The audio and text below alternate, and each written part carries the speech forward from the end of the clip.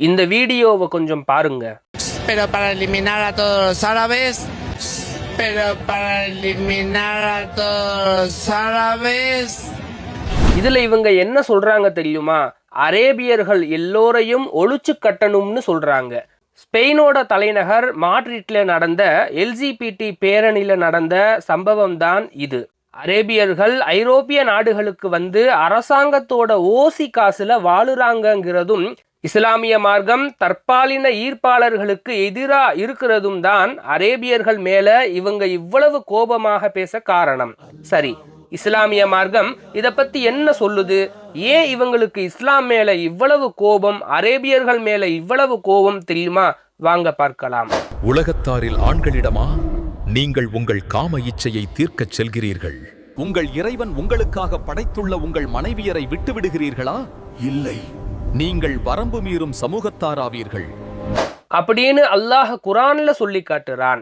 நபி லூத் அலைஹிஸ்ஸலாம் அவங்களோட காலத்துல தான் இந்த ஓரின செயற்கை பழக்கம் உருவாச்சு.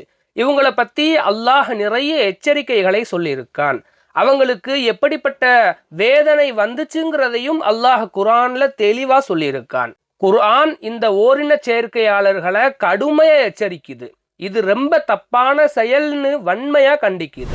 லூத் நபியோட சமுதாயத்தினர் செஞ்ச ஓரின செயற்கை செயல் செய்யறவங்களை நீங்க பார்த்தா அதை செய்யறவனையும் அதற்காக செய்யப்பட்டவனையும் கொன்று விடுங்க அப்படின்னு சொல்லி நபி ஸல்லல்லாஹு அலைஹி வஸல்லம் அவங்க கூட எச்சரிக்கை செஞ்சிருக்கதை நம்மால பார்க்க முடியுது. நம்ம இஸ்லாமிய அறிஞர்கள் இப்படிப்பட்ட மோசமான செயலுக்கு குர்ஆன் ஹதீஸ் படி மரண தண்டனை தான் சரியான தீர்வுனும், இன்னும் சில அறிஞர்கள் 100 கசையடி கொடுத்து நாடு கடத்துறது தான் சரியான தண்டனைனும் சட்டம் எழுதியிருக்காங்க. இஸ்லாமிய உலகத்துல ரொம்ப முக்கியமான சட்ட நூலான இமாம் இப்னு குதமா எழுதிய அல் முஹ்னி நூல்ல ஒரு விஷயத்தை சொல்லியிருக்காரு. நபி தோழர்களோட ஒட்டுமொத்த முடிவின்படி ஓரின சேர்க்கைங்கிறது மனித குலத்துக்கே எதிரான பெரிய பாவம். ஒரு சமுதாயத்துல இதற்கு அங்கீகாரம் கொடுத்தா அது அந்த சமுதாயத்தோட ஒழுக்கத்தை அழிச்சு குடும்ப அமைப்பையே வேரோட அழிச்சிடும் அப்படின்னு அவர் அந்த புத்தகத்துல தெளிவாக எழுதியிருக்காரு. சவுதி அரேபியாவோட தலைமை முஃப்தியான அப்துல் அசீஸ் தன்னோட அறிக்கையில இறைவனோட பார்வையில ஓரின சேர்க்கைங்கிறது ரொம்ப அருவருப்பான கொடிய பாவம்.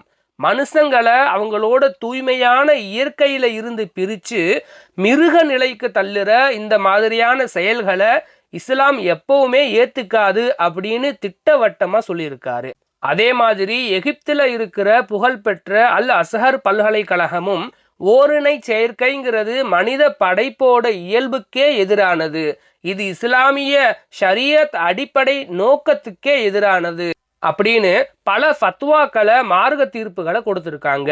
இந்த தீர்ப்புகள்லாம் இஸ்லாத்தோட அடிப்படைகளை யாருக்காகவும் வளைக்க முடியாதுங்கிறத உலகத்திற்கு உணர்த்துது. ஆக மொத்தத்துல இஸ்லாமிய மார்க்கம் இந்த தற்பாலின ஈர்ப்பாளர்களுக்கு எதிராக தான் பேசியிருக்கு. அதனால்தான் மேலை நாட்டுல இருக்கிற இந்த மாதிரி ஆட்கள் அரபு நாடுகள் மேலையும் இஸ்லாம் மேலையும் தங்களுடைய கோபத்தை வெளிப்படுத்துறாங்க. இது நல்லதா கெட்டதான்னு பிரித்து பார்க்க வேண்டியது இந்த வீடியோ பார்க்கிற உங்க கையில தான் இருக்கு.